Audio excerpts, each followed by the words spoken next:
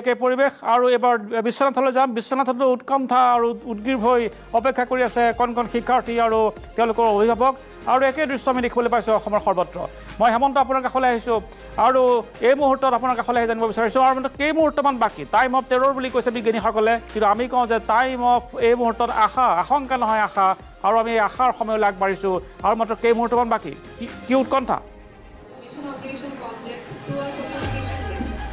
হয় আৰু মাত্ৰ 24 মিনিট 23 ছেকেণ্ড বাকী আছে আৰু ইয়াৰ পিছতেই চন্দ্ৰযানৰ সফল যি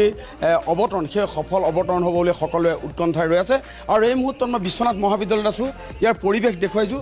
এই ছাত্ৰ ছাত্ৰীসকলক দেখিবলৈ পাইছে তাৰোপৰি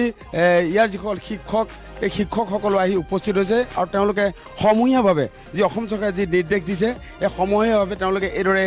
যি চন্দ্ৰযান ৩ৰ যি সফল অৱতৰণ সেই অৱতৰণৰ মুহূৰ্তলৈ তেওঁলোক ৰৈ আছে মই শান্তনুক দেখুৱাব গৈছোঁ এই পৰিৱেশ আৰু মই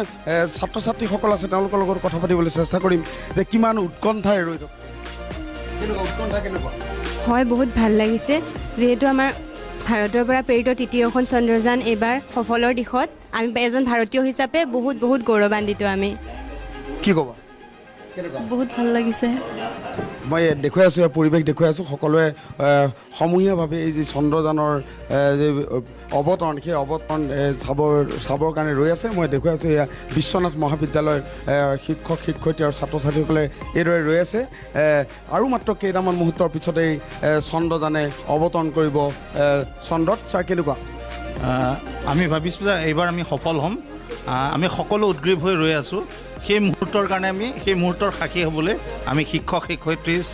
ছাত্ৰ ছাত্ৰী আৰু আমাৰ কৰ্মচাৰী ধন্যবাদ জ্ঞাপন কৰিছোঁ আছিল বিশ্বনাথৰ পৰা পোনপটীয়া সম্প্ৰচাৰ আমি এটা বিৰতি ল'ম বিৰতিৰ পিছত পোনপটীয়াকৈ আমি ইছৰোৰ কাৰ্যালয়লৈ যাম ইছৰোৰ মুখ্য কাৰ্যালয়ৰ পৰা পোনপটীয়া সম্প্ৰচাৰ কৰিম খন্তেক লৈছোঁ বিৰতি